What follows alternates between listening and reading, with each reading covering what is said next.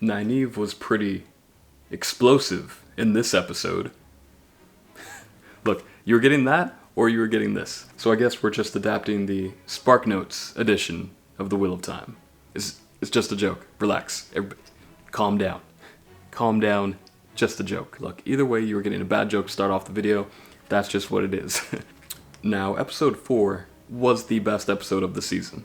The most interesting, the most impactful, the most just everything. The show right now is just on an upward trajectory. So like every episode just gets a little bit better. A little better, a little better, a little better. I like the direction we're going. I'm glad I can make this video because I lost my voice for about a week after the show premiered. So I haven't been able to put up any reviews or any content until now. Today, my voice is finally well enough to actually speak. Before it's just like, I've been dying to put out some kind of review. But what I thought was really interesting was that all of the reviewers that were saying that this is not the Game of Thrones killer that Jeff Bezos wanted, and this is not the next Game of Thrones, and blah blah blah, but it's not supposed to be. And if you're looking for the next Game of Thrones, go watch Succession. It's on HBO, and it's filled with tension and conflicts and politicking and stabbing people in the back, and people basically trying to be the king, so to speak. Except it's not a kingdom, it's a business empire. There's no dragons, but that I think is the closest you're going to get to Game of Thrones. And now if you want a cool fantasy show, I think The Wheel of Time hits that mark. So let's dig into episode 4. Nynaeve literally explodes with healing powers in this one.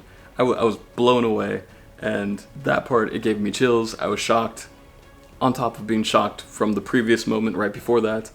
But I was just like, wow, every single episode has a climax. And this was the most extreme, most powerful climax, I think, so far. Winter Night was really cool. Episode 2 had Shatter Logoth. Episode 3 had the Dark Friend that was attacking and trying to capture Matt and Rand, and she calls up a Fade, and then Thom kills her. But episode 4, this blew me away in a different way. Like, I don't know what to expect anymore. Like, I know they're taking parts from the books and just kind of putting them in whatever order they deem necessary to keep the story moving along. So I genuinely don't know what's going to happen next, but that moment, that scream she does, and just bringing Lan back to life, or just saving his life, and healing everybody around her, and Logain, he sees her power and is like, wow, that is real power. For a moment, I thought they actually were trying to lean into the Game of Thrones feel and vibe, and they were just going to kill off a bunch of characters. I was like, what? No way, like, what? I was so shocked. And then, of course, Nynaeve comes in and heals everybody. I'm like, okay. I was like, are they having a Red Wedding moment within the first 4 episodes? Without any build-up, they're just gonna do something, kill off a huge group of characters? I thought that was way too soon, but they didn't, thankfully. For the first 3 episodes, my mom thought Egwene was the Dragon Reborn, and then episode 4 happened, and she's like, oh no, Nynaeve's the Dragon Reborn. And I'm like, I can't really argue with her, because 1, I don't want to spoil anything, but also, I genuinely don't know. Like, I know they keep changing things from the books to the show, so it could be. I don't know. The romantic chemistry between Lan and Nynaeve is perfect.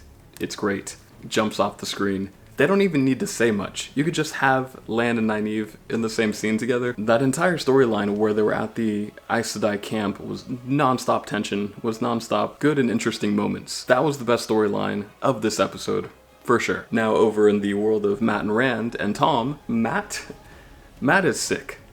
And I don't just mean that in a, like, he's clearly unwell, but I mean, he's sick also, like, in the cool way. Like, that character is sick.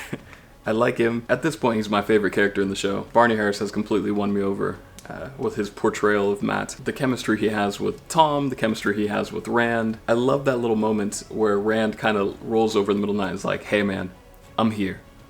Just want to let you know. And just, like, pats him on the back. Like, that is friendship. They're tight. He has his back. Literally, he's, like, behind him, holding his back. He's like, hey bro, I'm here. Man, I love that. Then we have the little build-up of the family that they end up staying with, and we get to know the little girl briefly in one scene, just to rip our hearts out.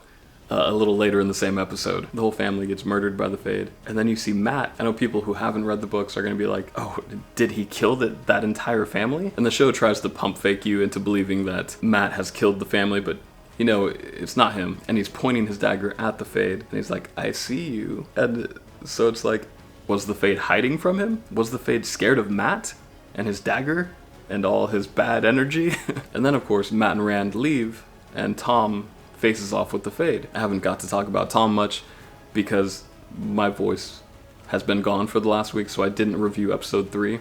But I just want to say, I feel like they took Thom's character from the book, they blended it with Joel from The Last of Us, and then kind of gave him a walk like Conor McGregor, just walking out, walking out like a badass. We get cool, edgy Thom, and that's fine. Thom just squares up with the Fade, no hesitation, and he's fighting him. Hopefully we see more of Thom. I imagine that's not the last we'll see of him, but you never know. Then we have Egwene and Perrin, and they met up with the Tinkers, and they're just kind of chilling, just talking, vibing. This is the slower story arc for this episode to kind of contrast with the more tension-filled and more exciting other story arcs of the episode. It's like in episode 3 where you have Moraine napping while Matt and Rand are doing exciting stuff. Kind of the same thing. Quick side note, that was kind of a weird decision to have your Oscar-worthy actress Rosamund Pike taking a nap for an entire episode. It's just a weird decision. But anyways, the Tinkers talk about their philosophy, which was really cool. We do some world building, get to know them as a people. They talk about a more peaceful way to live life. Egwene continues her streak of just gaining a new love interest every episode. But one thing I'm a little concerned about is I didn't see Elias yet. I have a feeling they just cut him out completely because the pace of the show, we've just kind of skipped through a few things and we're just going. But from the book, man, I really liked Elias. That was one of my favorite characters. Really cool. He kind of tells Perrin what Perrin actually is, and he breaks down his connection to wolves, and it was a cool character. I hope we see him at some point. I have a feeling we won't. Ugh. So let me know down in the comments below, what was your favorite moment of episode 4 of the Wheel of Time TV series? I'm surprised I made it from beginning to end. My voice is barely held up for this video, so I'm glad. But yeah, comment down below your favorite moment. But yeah, comment down below your favorite moment in episode 4 of the Wheel of Time, and let's talk about it. And we'll talk about the episode, and then I can't wait for season 5. No, and we'll talk about the episode. Can't wait to talk about episode 5. And until next time, later.